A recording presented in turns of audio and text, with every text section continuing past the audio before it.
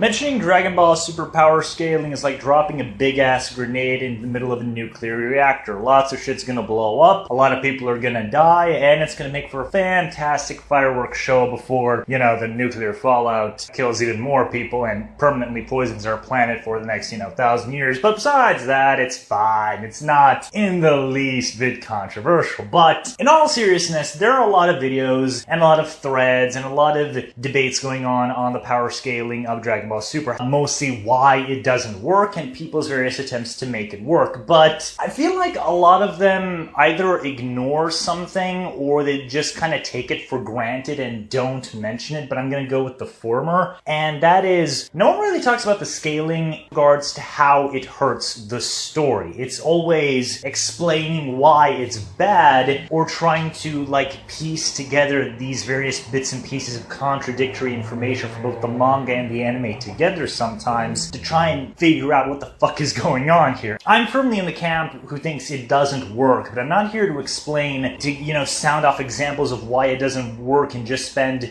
20 minutes bitching about why, Dragon Ball Super is worse than the Holocaust because the power scaling doesn't work. It's absolutely ridiculous, it's really generic, it's been done to death. That's not what I want to do. I want to talk about it. I want to take the power scaling of the overall franchise in general as a kind of story element and how, when it's used correctly, it adds to the story and it adds to the characters. When it doesn't work or the excuses for it are really, really cheap or just downright nonsensical or non-existent, it can really hurt the overall story. And I'm going to set examples from both the new stuff and the old stuff because I'm not just going to spend time talking about why Dragon Ball Super's power scaling is problematic, because the franchise in general has quite a few examples of problems existing with regards to how and why characters get stronger across the span of the entire franchise. It's not just Super, it's not even just GT, it's not even the Buu arc.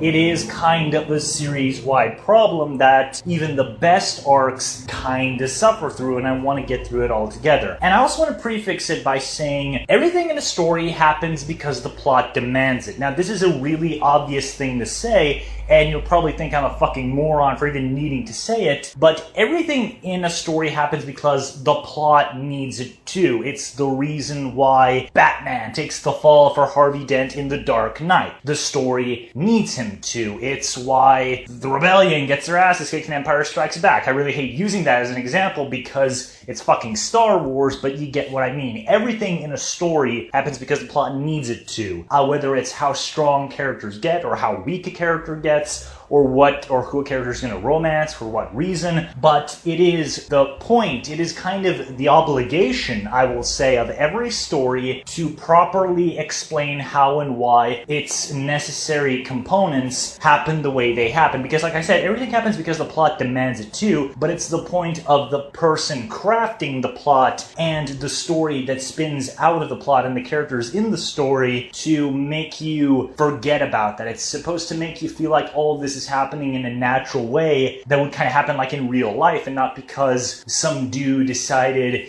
this character needs to fight the other character because the plot needs it to. Like, no, this character fights the other one because they have an ideological battle between the two of them. And so saying that 17 is stronger in Dragon Ball Super because plot isn't a good explanation, because fucking everybody gets as strong or as weak as they are in Dragon Ball in any fucking story because the plot demands it to. If, once again, I really hate using this as an example, but if the plot wanted it to, they could have made Luke an unstoppable badass in Empire Strikes Back who kicks Vader's ass. Once again, that happened because the plot needs it to, or Luke loses because the plot needs him to. So just using that whole because plot as an explanation isn't an explanation. Everything happens because fucking plot demands it to. How, why, when, and where it happens is where the story is supposed to justify its decisions to the audience and sell them on it. So if you're going to be one of those guys who's just going to say because plot, because plot, because plot, you're basically not really having a discussion. You're just being an annoying parrot who has no real point to say. So an example of really good examples of how a character justifiably gets stronger happens in the early Saiyan arc. Goku dies, Piccolo kills him and Raditz in that, that big iconic three-way battle between the two of them. Goku dies and Goku goes to the afterlife. And throughout most of the arc, Goku is dead, which is already like a really interesting situation to put your protagonist in, and Goku needs to go through like this whole big kind of like mini adventure all on his own without anybody else's help or anything to get to King Kai or Kaio. And to do that, he has to cross like 1,000,000 miles of Snake Way, and that's 1,000,000 miles is 1,000,000 miles. That's really fucking long, even for like a superpower dude like Goku. It takes him 6 months of perpetual running. Like, I don't know if the manga ever shows him like sleeping or whatever, but I'm pretty sure that Goku spends all or most at least of his time just running. So this is like 24/7 running for 6 months just to get to the place you have to train. And then when he gets to Kaio's, he has to like get used to artificial gravity. Like, this dude can't even fucking walk properly on Kaio's. Like, he has to like crouch walk until his body gets used to it. And then he has to chase a monkey. And then he has to chase a monkey and a cricket, and at least in the anime when it comes to the crickets. And then he has to train with King Kai to learn the Kaioken and to learn the Genki Dama or the Spirit Bomb. And this is where the story creates a really good justification for why Goku gets as strong as he does. Toriyama was always going to make Goku like probably stronger than the dragon of the big bad, but he was going to obviously keep the big bad ahead of Goku because that's just for the sake of obviously good drama. But Toriyama had a really good way of showing you how and why Goku gets as strong as he does, because he has to run 1,000,000 fucking miles over the span of 6 months. He has to deal with enhanced gravity. He has to deal with a god training him, and then he has to deal with like preliminary entry level tests that he barely accomplishes just so that the god, this ancient, kung fu master, will teach him at all. Is all really good examples of how we are, strengthening the main character and setting him up as the dude who's going to be like one of the big guns, or like one of the big reasons for why the good guys just don't get entirely slaughtered, just most of them do. And a really good example of what happens immediately after is when Goku gets back to Earth. Like I said, Goku has to run 6 fucking miles, half a year, just to get to Kaio, and that's, from like the check-in station, to King Kai's planet. And then when he powers up, when he's like at the end of his training and he's gotten as strong as he's gonna get with the time he has available, obviously, Goku rushes back, and he gets there in like a day. So that already shows you the fruits of Goku's labor. And of course, Goku beating the shit out of Nappa easily also shows off how strong he is, because Nappa beat the shit out of basically everybody else. And then when Goku beats the shit out of Nappa, that obviously shows you, okay, Goku's like way above, the dragon of the villain, and he's also way above all of his friends for beating the crap out of the guy who beat the crap out of them. So all this stuff is a really good example of how Dragon Ball was able to create a convincing case for how and why a plot necessary development happened and made it look mostly organic. Like, the training isn't super in detail, which is kind of a problem because even the anime, which kind of expands on the training, focuses more on like the preliminary stuff like catching Bubbles and Gregory, and it doesn't really develop like the King Kai or Kaio portion of the training at all, much more than the manga did anyway. So that is kind of like a problem, and it's not perfect by any stretch of the imagination. There are certain issues here and there, but that's a really subtle example how you justify how a character gets stronger because the plot needs him to, and showcasing the fruits of that training. And remember that whole statement of showing off the fruits of a character's like organically portrayed growth. And a case of really bad power scaling from the old stuff would of course be Goten and Trunks. And I really hate, this is another thing I really hate about people, is that when we talk about the U6 Saiyans getting Super Saiyans so easily, they always talk about oh, well, Goten and Trunks did it, so it's okay. No, bad writing from the past does not excuse bad writing from the present. It just shows off more of your series' bad writing, and it also showcases how your series is so stuck up its own ass that it cannot fucking go out of its way to fix its own problems, which are well documented by this point, and it just kind of defeats the purpose of you even reviving the show if you're at least not going to learn from the mistakes of the past. So no, Goten and Trunks getting Super Saiyan because reasons does not make Caulifla getting Super Saiyan 1 and 2 because reasons any better. They're both just as bad as the other, because Goku, once again, Goku has to train with King Kai. He has to basically destroy his body all the way on to Namek, then heal himself and train to 100 times Earth's gravity. Then he has to get his body destroyed again just to reach a power level that's like supposed to activate Super Saiyan. And then he has to watch his best friend die after already throwing everything he possibly could at Frieza and watching it all fail miserably against him. That is how Goku gets Super Saiyan. Goten and Trunks just get it because reason. This is what Super does all the fucking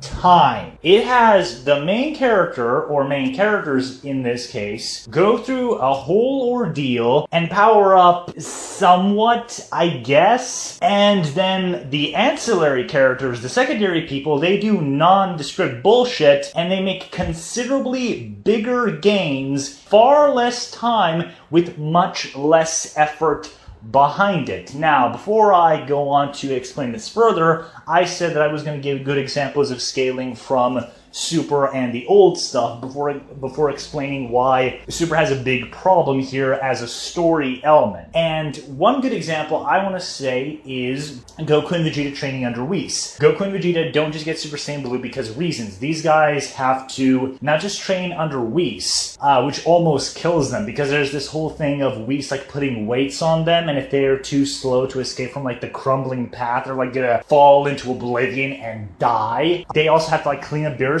room, and Beerus is fucking Beerus. He's deadly as shit, and if they make one mistake, he's gonna annihilate them in his sleep, no less. They do this for months on end, and then to get Super Saiyan Blue, Whis throws them into like this hostile environment that's even more hostile than the Room of Spirit and Time on Earth, where they can't even move without stopping the leaking of their auras. They don't even have anything to eat. Like Vegeta and Goku even say that if Whis didn't throw them all those pizzas in there, they would have starved to death just being inside, Whis' Room of Spirit and Time. So it's not a fantastic example. It's nowhere near as good as like the Kaio training, but it is still a good example of when Super wants to do something good when it comes to like explaining stuff. The Resurrection F arc Goku and Vegeta training thing is actually a fairly decent example of when the show does it right. However, more often than not, Super does the Goten and Trunks thing where a character gets stronger massively for no justified reason except because plot. And like I already spent 5 minutes of this video explaining, because plot is not a good explanation or a good justification, because everything in a story happens because plot. It's the necessity of a story to cover that fact up and make everything that happens in it seem organic and natural. And this is something that Dragon Ball consistently keeps failing at from the Saiyan arc onwards. Like, there is some iffy stuff already in the Saiyan arc, like how Gohan, he gets beaten up by Piccolo for 6 months, and then he survives by himself for 6 months, and he's like stronger than Daimao, like several times stronger than Daimao. And then Piccolo like trains by himself for 6 months, and he's apparently, if we're gonna go through like a guidebook / magazine power level numbers, almost as strong as Nappa and King Kai, which is what? Like, what did you do? You didn't do anything. Like, you spent 5 years training by yourself between, the end of like the last tournament arc and Raditz' arrival, and you barely powered up from then but now you're training by yourself for 6 months, and you're almost as strong as Nappa. That doesn't work. And every single example of Piccolo getting stronger is like this. Like, Piccolo is the king of bullshit power scaling, where he is literally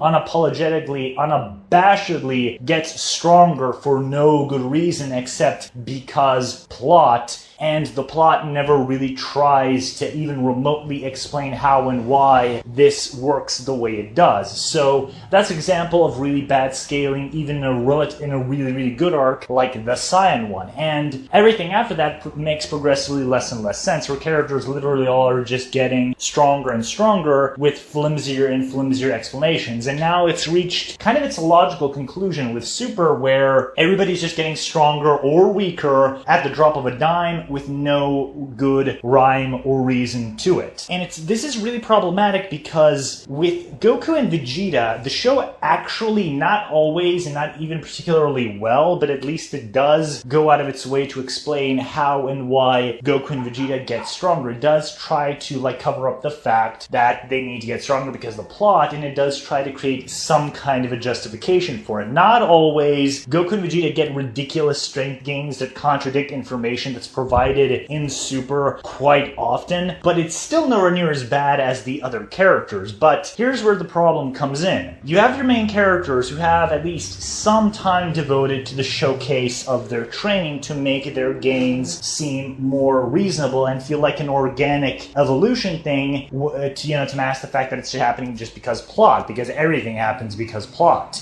But here's the problem when you introduce other characters, when you bring in guys like Frieza and Gohan and Piccolo again and Android 17, characters who are literally getting just stronger because the story needs them to be strong, or the story needs them to be weaker. Like, Frieza is the biggest example that I can think of, where Frieza spends 4 months using a dude as a fucking target dummy, and he gets to the power level of a god. That's it. That's the explanation for how Frieza goes from being barely stronger than base Saiyans to being stronger than Super Saiyan Blue Goku, who is, at that time, the strongest character, on Earth, and one of the strongest people in, Universe 7. And that's a really good example of how a story necessary development is really poorly masqueraded. It doesn't make any sense. Like, Super's explanation is even stupider than the non-explanation that's given in the movie version of Resurrection F, because they literally just say that Frieza used to torture a guy for a few months and he becomes as strong as he is. But here's the problem. This is fucking Frieza. Frieza tortures and beats the shit out of people all the time. It's his favorite pastime to torture and beat the shit out of people because he's a sadistic, evil monster. Why is it suddenly now giving him insane strength gains, but it didn't give him any before? And this is kind of given to the rise of a lot of memes where, if Frieza did a couple of push-ups, while Goku was on Namek, he would have become as powerful as Super Perfect Cell. He would have murdered the good guys, no problem, which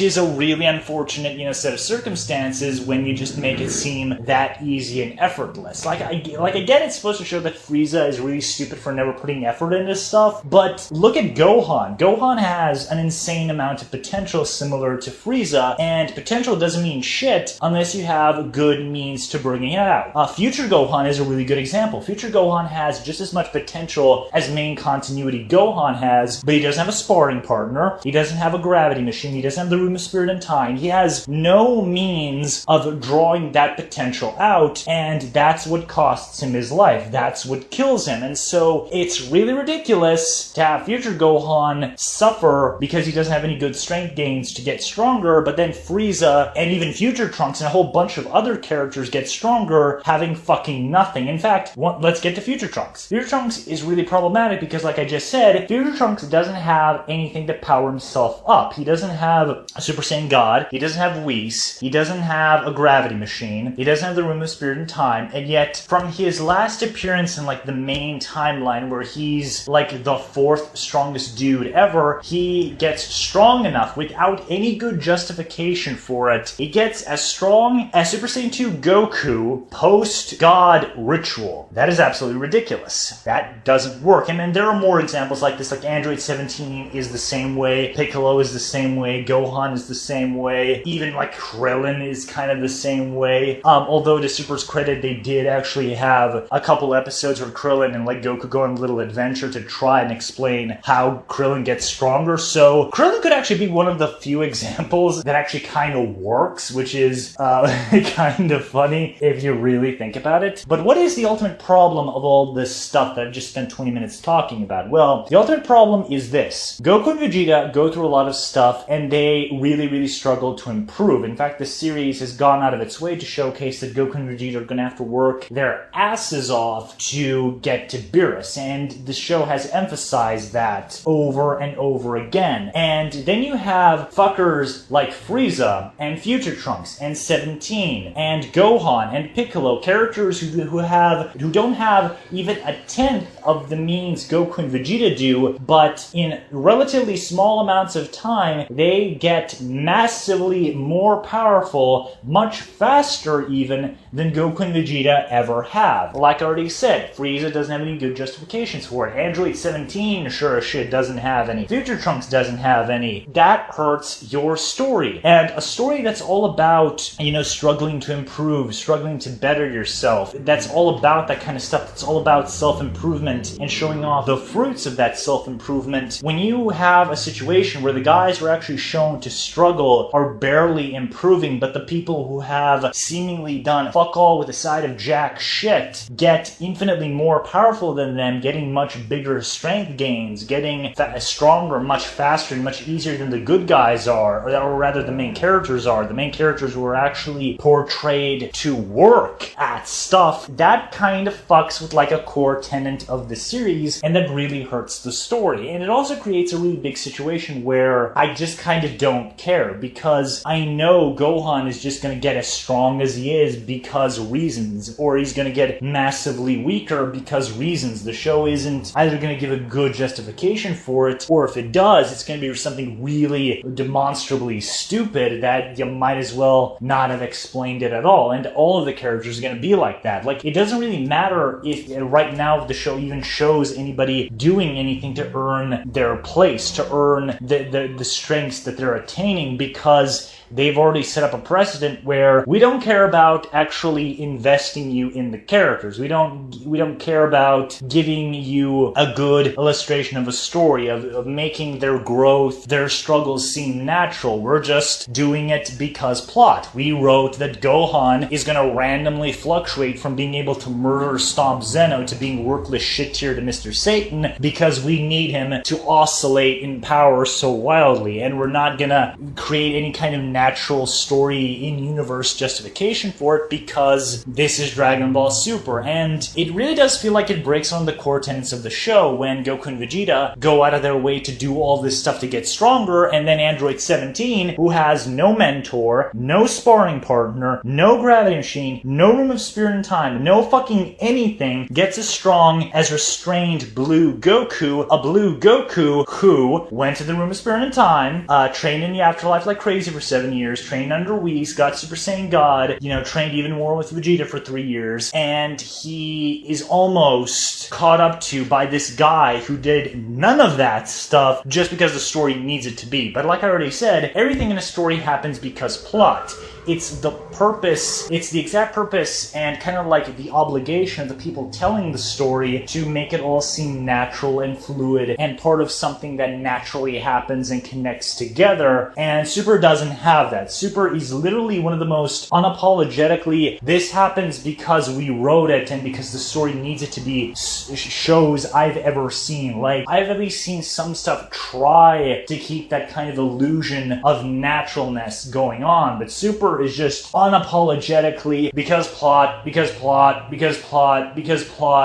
doesn't matter if that makes the show about as interesting and engaging to watch as like watching a fucking wall dry with white paint, of course. It just is the way it is. And some people kind of like this show for that thing, but I feel like any decent story needs to create that necessary illusion of this stuff is happening because we wrote it this way, but we're going out of our way to make it all all seem natural, like it's happening because a character decided it and not because some dude wrote that this guy is going to shoot the other guy for reasons, because the plot needs them to shoot one another. No, it's going to happen because one guy murdered the other guy's wife and the other guy wants revenge, and that's why they shoot one another. Like, that's what a good, or at least any good story does, and Super really doesn't have that most of the time. And I feel like if you're going to create this precedent of character just getting randomly stronger and weaker at the drop of a dime, that kind of hurts like a core tenet of the franchise, and it just kind of makes me not give a shit about if these guys try at all. Like, why should I care that Goku is going to get a new transformation when I know that Android 17, who has no fucking justification for being as strong as he is going to be able to raffle stomp Zeno because the story needs him to raffle stomp Zeno until it randomly decides it doesn't need him to raffle stomp Zeno. So yeah, this video's already gone on way too long. It's almost half an hour long.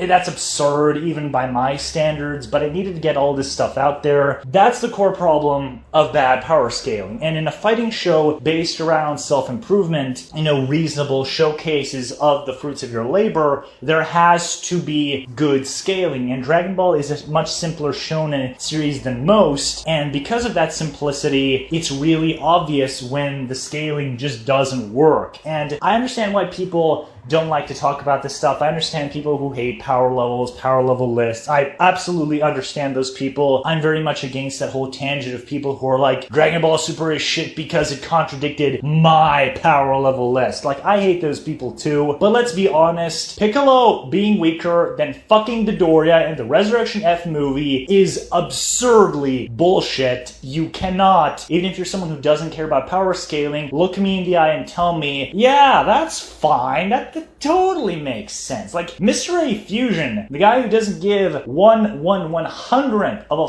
fuck about power levels, even went out of his way to say, like, yeah, Piccolo being weaker than Dodoria is kind of ridiculous, guys. That's just absolutely absurd. So yeah, those are my closing thoughts on power scaling as a story element, how good scaling can enhance the story, how bad scaling can break it, and how the bad scaling of Super kind of breaks the series.